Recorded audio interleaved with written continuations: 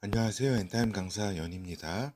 오늘 엔드타임 포커스 78강은 이제 세계화 시대에서 어게인 제국의 시대로라고 하는 제목으로 같이 살펴보도록 하겠습니다. 처음 어게인 제국이라고 하는 말씀은 처음 이렇게 들으시죠? 그렇죠? 오늘 엔타임 오늘 현장은 25년 5월 2일입니다. 그렇죠. 지금까지 한 30여 년간의 그 냉전 시대를 지나서 이제 세계화 시대가 한 30년 정도 있었고, 그 다음에 이제 지금의 시대를 어떻게 규정할 것인가 이렇게 볼 때에 어게인 제국이라고 하는 용어로 오늘의 시대를 살펴보고자 합니다. 그러니까 결국 어게인 제국이라고 하는 거는 어게인이 다시잖아요. 다시 제국의 영광을 위해라고 하는 요 한 구절로 이렇게 우리가 살펴볼 수가 쉽게 이해할 수가 있겠습니다. 그러니까 예전에 그 제국을 이루었다. 그러나 이제 우리가 이제 그 제국의 영광을 다시 찾겠다라고 하는 거죠. 결국에는 요 어디로 가느냐? 엔타임 마지막 때에 그 전 세계 제국으로 가는 그러한 방향에 있어서 잠깐의 이러한 어게인 제국의 시대가 잠깐 있는 것이다라고 이해하면 되겠습니다. 그렇죠. 그리고 이제 두 번째 메모로서는 이제 CBDC라고 하죠. 중앙은행 디지털 화폐라고 하는데, 이러한 이제 디지털 화폐의 그 위험성에 대해서 간략하게 살펴보도록 하겠습니다. 먼저 그러니까 그 메모 하나에서는 세계화 시대에서 제국의 영광, 어게인 제국의 시대로를 우리가 살펴보는데, 여러분도 저보다 더 잘 많이 알고 계시다시피 협력이 아닌 무한 경쟁의 그러한 시대로 이제 들어섰다. 이제 군사력뿐만 아니라 경제력, 문화력, 정보력 등 모든 총체적인 어떤 분야에서 무한 경쟁이 일어나는 것이다라고 하는 겁니다. 그래서 어떻게 보면 하이브리드 전쟁이죠. 복합 전쟁, 혼종, 그러니까 군사 아직 열전까지는 가지는 않았지만 뭐 간대도 있죠. 근데 이제 지금 이제 경제 전쟁, 문화 전쟁, 정보 전쟁으로 이렇게 그 생존과 번영, 몰락과 태조의 치열한 각축전이 이제 벌어지고 있는 지금의 시대라고 볼 수가 있겠습니다. 불과 몇 년 전만 해도 90년대 이후로 세계화 시대에서 세계화 그리고 협력 강조의 시대에서 지금의 그 시대는 너무나 놀랍게 이런 경쟁의 환경으로 변화되고 있는 거죠. 그래서 주요 우리가 경쟁자들을 살펴보게 되면은 이렇게 우리가 먼저 러시아를 볼 수가 있겠습니다. 러시아가 이렇게 지금 추구하고 있는 게 뭐예요? 왜 지금 우크라이나를 이렇게 쳐들어가고 이렇게 하느냐? 저기죠. 옛 소련 제국의 영광을 다시 찾겠다라고 하는 이런 푸틴의 야망과 어때요? 러시아 국민들의 러시아 국민들의 어떤 열렬한 지지를 바탕으로 해서 이러한 러시아 제국을 그 영광을 다시 한번 찾겠다라고 하는 거죠. 그렇죠. 그리고 또 미국 어때요? 마가라고 하죠. 그러니까 다시 미국을 위대하게라고 하는 그러한 저기죠. 다시 미국을 위대하게 하겠다. 그래서 트럼프, 그죠? 러시아는 푸틴이 그 대러시아 제국에 대한 그러한 열망을 국민들에게 부추기면서 우크라이나도 침공하고 이제 여러 이제 그 팽창을 하고자 하는 것이고, 이제 미국도 트럼프가 이제 다시 한번 위대한 미국을 다시 일으키겠다. 어떻게 보면은 2차 세계대전 당시만 해도 세계 GDP의 50%를 이렇게 미국이 생산했잖아요. 그런데 지금은 뭐 25% 미만으로 떨어진 상황에서 이제 제조업을 다시 되찾겠다라고 하는 그러한 열망을 가지고 있는 거죠. 그리고 이제 이러한 이제 강력한 이제 미국 이제 국민들의 지지가 있는 것이고, 그죠? 그리고 중국 어때요? 우리가 이제 서구 열광에 의해서 이제 19세기는 이렇게 20세기, 19세기, 20세기에는 진짜 서강에 강탈을 당했다. 그러나 우리가 이제 다시 일어섰고 우리 이제 민족의 영광을 위해서 중화 제국을 위해서 우리가 다시 일어나겠다라고 하는 거죠. 그래서 그렇기 때문에 지금 여러 이제 해상 패권이라든가 일대일로라든가 또 미국과 이제 미국의 이제 도전장을 내미는 것이라든가 이러한 것들이 다 어떻게 보면은 중국 제국의 영광을 다시 되살리겠다라고 하는 그러한 것이라고 볼 수가 있겠습니다. 그리고 이제 투르키예는 뭐예요? 얼마 전에도 이제 이스탄불 시장을 비롯해서 그 반대파들을 다 이렇게 에르도안 대통령이 다 이렇게 붙잡아들이고 했죠. 에르도안 대통령이 지금 꿈꾸는 게 뭐예요? 그 오스만 제국의 영광을 다시 실현시키겠다. 그래서 이제 지금 시리아에서도 HTS를 어떤 실질적인 어떤 주인이라고 볼 수가 있겠고, 또 이제 각종 독자적인 나토라든가 유럽 이쪽 유럽의 에르도안 이전에는 굉장히 또 에르도안 초기에도 이렇게 유럽의 EU에 가입하고 또 나토에서도 큰 역할을 이렇게 하고 했었죠. 그러나 지금은 어때요? 독자적으로 투르키예의 영광, 오스만 제국의 영광을 다시 차지하겠다라고 하는 거죠.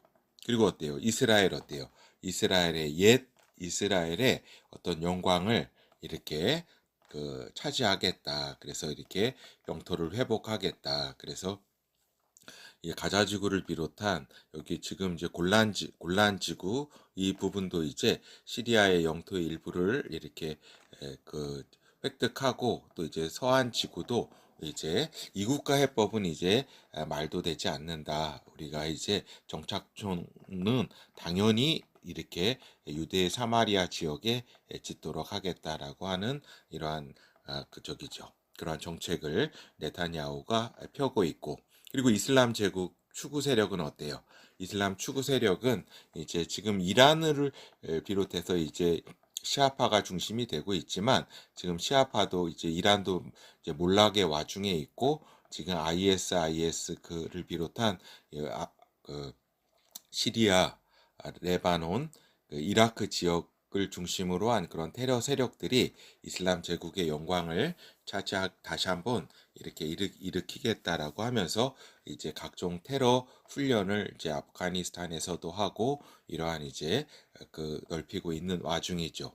그리고 이제 그러한 가운데 이제 유럽은 다시 분열 중이다. EU를 통해서 유럽 제국의 영광을 이렇게 일어서려고 했지만 어떻게 보면은 그 30년은 이후의 시대가 아니고 중국의 시대였다라고 볼 수가 있겠습니다. 그러니까 어떻게 보면은 미국과 30년은 어떻게 보면은 미국과 중국의 제1패권과 제2패권의 그러한 힘이 강해지는 가운데 몰락을 이렇게 한 지역이 유럽이라고 볼 수가 있겠습니다. 지금은 유럽은 다시 분열 중에 있다라고 보는 것이 정확히 보는 것일 것입니다. 그렇죠? 그래서 우리가 요 지도로 보면은 이렇다고 볼 수가 있겠죠. 요 러시아 제국의 그런 어떤 어게인 러시아, 그렇죠. 그리고 이제 여기 터키의 어게인 투르키예, 어게인 오스만 제국, 그죠. 그리고 여기 이스라엘, 어게인 이슬람 제국. 그다음에 요 유럽은 이유는 저기 됐죠. 지금 분열 중이고 또 어게인 뭐예요? 어게인 미국이라고 할 수가 있겠죠. 지금 이러한 상황 가운데 있는 것이다라고 볼 수가 있겠습니다. 그래서 이렇게 어게인 미국 이렇게 그렇죠. 미국의 어떤 영광을 다시 차지하겠다라고 하는 어게인 제국의 시대라고 지금을 이제 규정할 수가 있겠습니다. 그러나 이러한 어게인 제국의 시대는 아까도 서어에서 말씀드린 것처럼 그렇게 오랜 기간 있게 되는 것은 아니다라고 우리가 볼 수가 있겠습니다. 그렇다면은 이제 이후의 몰락과 이제 지중해권의 후 로마 제국이 나타나게 된다고 엔타임 센터는 지속적으로 이렇게 주장하고 있는 거죠. 왜 주장하냐? 그거는 이제 성경 예언을 바탕으로 하기 때문에 이러한 시각을 갖고 있는 것이다라고 할 수가 있겠습니다. 그러니까 그 토플러라든가 뭐 여러 가지 프리드먼 또 여러 가지 각종의 각 이제 미래학자들은 결국에는 다 이렇게 많이 맞춘 것도 있지만 다 틀렸다라고 하는 겁니다. 유일하게 성경 말씀을 통해서 우리가 방향을 잡고 나갈 때 미래를 이렇게 이렇게 간접적으로나마 볼 수가 있는 거죠.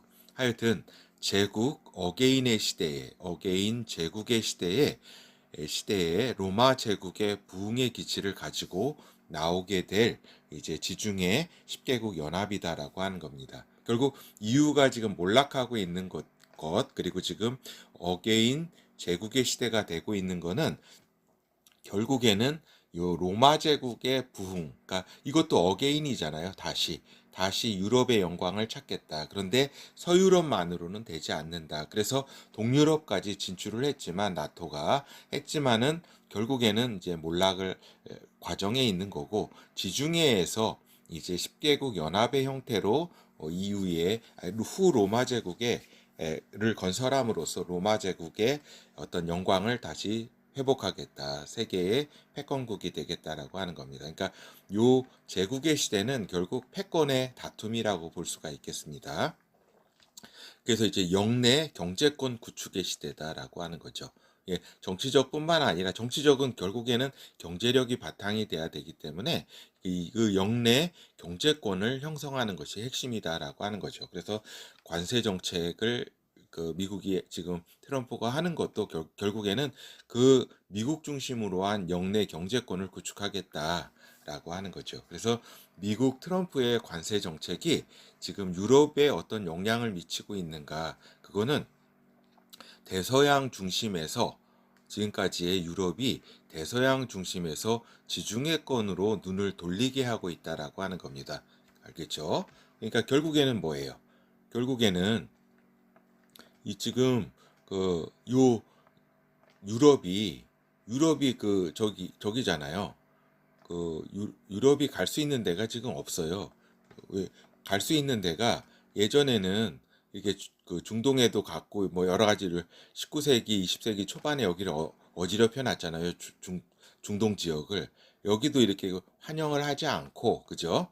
그다음에 예전에 스페인, 포르투갈, 스페인이 여기를 다 이렇게 저기 했잖아요. 동남아 진출하고 그렇지만 지금 동남아가 지금 미국과 중국의 어떤 영향권 내에서 또 경제권 내에서 성장하고 있지 유럽의 그 비중은 상당히 거의 희미하다라고 볼 수가 있겠습니다. 그렇기 때문에 이 유럽이 결국에는 눈독을 돌릴 그 경제권을 형성할 곳이 여기 지중해권이다라고 하는 겁니다. 그렇기 때문에 지금 며칠 전에도 이탈리아 이제 그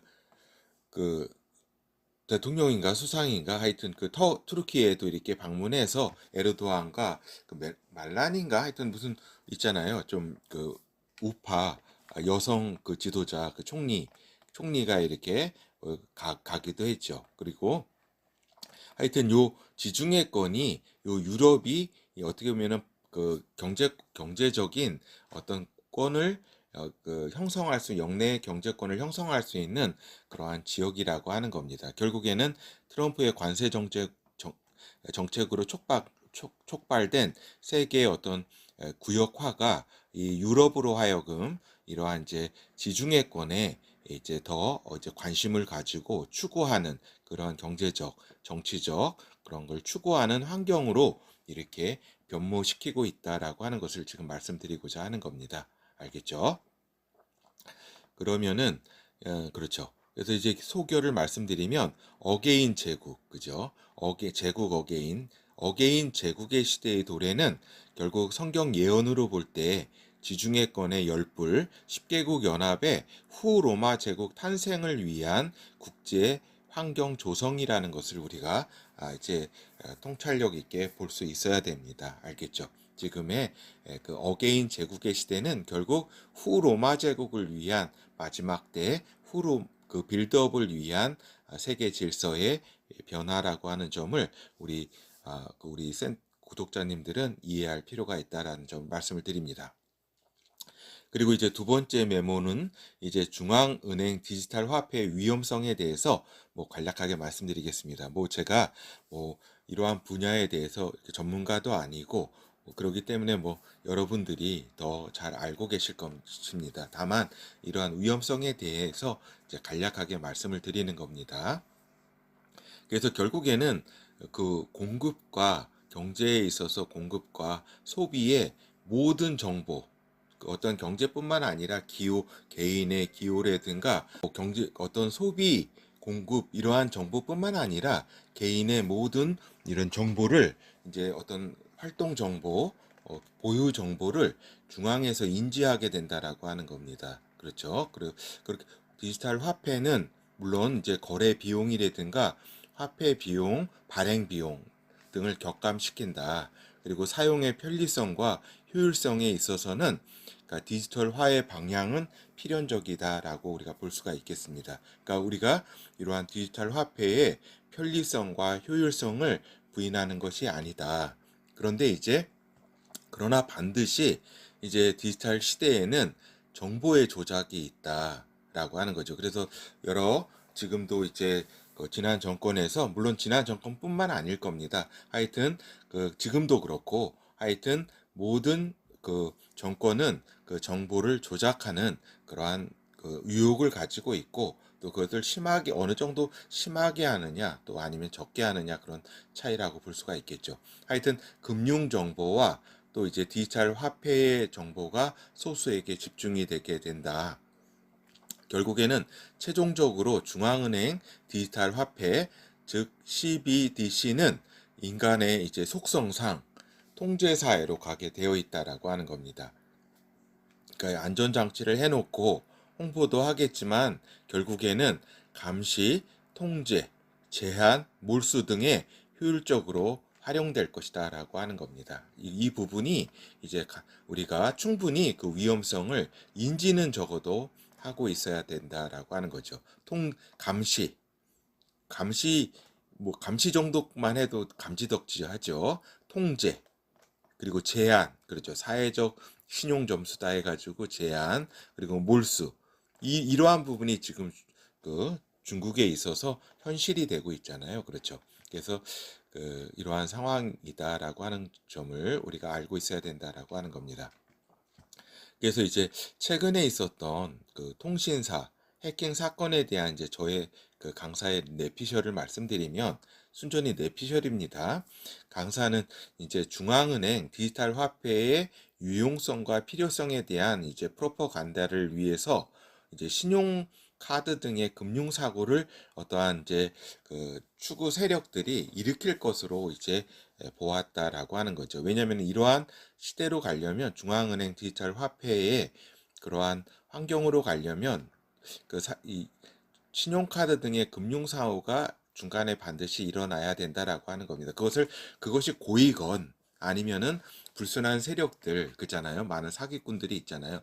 그러한 해커들에 의해서 아니면 어떠한 세력들에 의해서 금융사고가 일으킬 것으로 보았다라고 하는 겁니다. 그러나 이제 이러한 개인 통신 기반 정보 사고는 이러한 이제 신용카드 등의 단순한 금융 사고보다도 포괄적인 이제 공포감을 준다라고 하는 것이고 보다 더 근본적인 위험성에 이제 노출되게 되는 거죠. 개인이건 회사건 어떤 조직이건 다 마찬가지입니다. 그래서 이제 중앙은행 디지털 화폐 방식을 사람들이 선호한 방향으로 이끌기 위한 공작적 차원의 사건이 이제 통신사 해킹 사건일 수도 있다. 있다라고 단정하는 게 아니라 이거는 고의일 수도 있고 또 고의가 아닌 진짜 사건일 수도 있게 되는 거죠. 그러니까 이러한 사건일 수도 있다는 것이 이제 저의 뇌피셜인데 충분히 이렇게 가능하다라고 하는 이러한 점도 이러한 고의성도 있을 수 있다라는 점도 이렇게 우리가 염두는 해둬야 된다라고 하는 겁니다. 꼭 고의적으로 그랬다는 게 아니라 그런데 보면은 1,000만 원씩 5천만 원을 이렇게 강탈했다는 이런 뉴스도 나오고 하지만 이거 사실은 금방 잡을 수 있는 겁니다. 그죠? 요즘 댓글만 쓰더라도 댓글 이 글에 대한 뭐 이렇게 그 조사받으러 오고 이렇게 하라는 것이 뭐 커뮤니티에 우리가 그 알 수가 있잖아요, 정보를. 근데 금방 그런 거 잡을 수 있는데도 제 생각에는 그런 걸 잡지 않을 겁니다. 결국에는 잡지 않고 결국에는 국민들한테 이 공포심을 이렇게 조장하는 것이 어떤 목적이 아닐까 하는 뇌피셜을 한번 가져봅니다. 하여튼 그것이 그렇다고 해서 제가 꼭 고의로 했다라고 하는 이러한 말씀을 드리는 것은 아니다라고 하는 것입니다. 하여튼 해커들이 또 얼마나 많이 있어요. 그 세상에 나쁜 그러한 이제 마음을 가지고 이러한 또 뭐 북한 같은 경우에는 또 그 국가적 차원에서 이러한 또 저기잖아요. 금융 강탈을 또 이렇게 하고 있는 게 좀 이렇게 우리가 알 수가 있잖아요. 그죠? 그렇기 때문에 이러한 점도 하나의 그냥 가능성으로 인지는 하고 있어야 되겠다라는 점을 말씀을 드립니다. 하여튼 소결을 말씀드리면 CBDC 중앙은행 디지털 화폐가 가져오게 될 결말은 결국에는 정보의 소수 집적으로 인한 감시 통제, 인간은 선하지 않음과 법 적용도 공정치 않음을 전제로 해야 된다라고 하는 겁니다. 알겠죠? 이러한 것을 우리가 선하게, 물론 인간이 선하게 하나님은 탄생시키셨지만 우리가 선악과 선과 악을 아는 지식의 나무 열매를 인간이 먹은 이후에, 아담이 먹은 이후에 그 이후의 인간은 선보다는 악을 택하게 된다라고 하는 점을 우리가 잘 알고 있어야 된다라고 하는 겁니다. 그래서 반드시 이러한 중앙은행 디지털 화폐의 결말은 경제 통제에 대한 조작과 더불어 디지털 화폐에 대한 그 자체에 대한 또 조작 가능성이 상수라고 하는 점도 우리가 알고 있어야 된다. 그러니까 화폐량 발행에 있어서 실물 화폐는 어때요? 그래도 통제의 과정이 있고, 그죠? 통제의 과정이 있고 허위 발행 등은 사실상 불가능하다. 그러나 이제 디지털 화폐는 정권에 의해서 소수가 언제든지 조작이 가능하고 정권의 유지와 강화에 쓰이게 될 것이다라고 하는 점을 우리가 인식을 분명히 하고 있어야 된다. 이러한 위험성을 그리고 앞으로 이제 이러한 여러 금융 사고라든가 통신사 해킹 사건이 또 이렇게 여기 특정 통신사뿐만 아니라 많은 이제 그 인터넷을 기반으로 한 그 정보를 가지고 있는 그러한 회사 조직에 그렇게 털리게 된다라고 하는 점을 알고 있어야 된다라고 하는 겁니다. 그래서 이제 우리가 결어를 살펴보면은 결국에는 그 세계화 시대에서 어게인 제국의 시대로 우리가 이렇게 변화되고 있는 지금의 상황을 우리가 보아야 된다라고 하는 거죠. 그래서 세계화 시대가 어떻게 진행될 것인가? 세계화 시대는 이제 마침을 했고 이제 어게인 제국의 영광 시대가 영광을 추구하는 시대가 되었고 그 핵심에는 성경에서 마지막 때 나타날 지중해권의 후로마 제국의 등장을 위한 국제 환경을 조성하는 것이 이 어게인 제국 시대의 어떤 그 방향성, 목적이라고 할 수가 있겠습니다. 그리고 이제 CBDC 중앙은행 디지털 화폐도 결국은 마지막 때 적그리스도 제국의 세계 통제를 위한 도구로 쓰이게 될 것임을 우리가 알고 있어야 된다. 이걸 뭐 이렇게 유용성이나 이런 걸 부정하는 것이 아니라 결국에는 어떤 효율성으로 인해서 디지털 화폐 시대로 갈 텐데 결국에는 이러한 것이 적그리스도에게 의해서 이제 쓰이게 될 것은 우리가 알고 있어야 된다라고 하는 겁니다. 이것이 요한계시록 13장 16절에서 18절에 예언되어 있기 때문에 2000년 전에 벌써 예언되어 있는 상황이기 때문에 우리가 이것을 이렇게 어떤 인간의 예측하고 이런 것이 아니라는 점을 우리가 알아야 되겠다라고 하는 겁니다. 요한계시록 13장 16절에서 18절 저가 모든 자 곧 작은 자나 큰 자나 부자나 궁핍한 자나 자유한 자나 종들로 그 오른손에나 이마에 표를 받게 하고 누구든지 이 표를 가진 자 외에는 매매를 못하게 하니 이 표는 곧 짐승의 이름이나 그 이름의 수라 지혜가 여기 있으니 총명 있는 자는 그 짐승의 수를 세어보라. 그 수는 사람의 수니 666이니라. 그렇죠. 우리가 지금 요 중앙은행 디지털 화폐 이것을 시범 운행하는 이제 25년 4월이 우리나라도 시범 운행하고 한다고 하는데, 이때 또 때마침 이러한 사고가 개인 정보 이러한 그 해킹 사건이 있었다는 것도 참 이게 우연의 일치인지 다시 한번 이렇게 생각해 보게 됩니다. 하여튼 오늘 어게인 제국의 시대라는 점과 CBDC 디지털 화폐의 중앙은행 디지털 화폐의 위험성에 대한 인지를 우리가 해야 되겠다라고 하는 점을 말씀드리면서 다음 주에 뵙도록 하겠습니다. 감사합니다.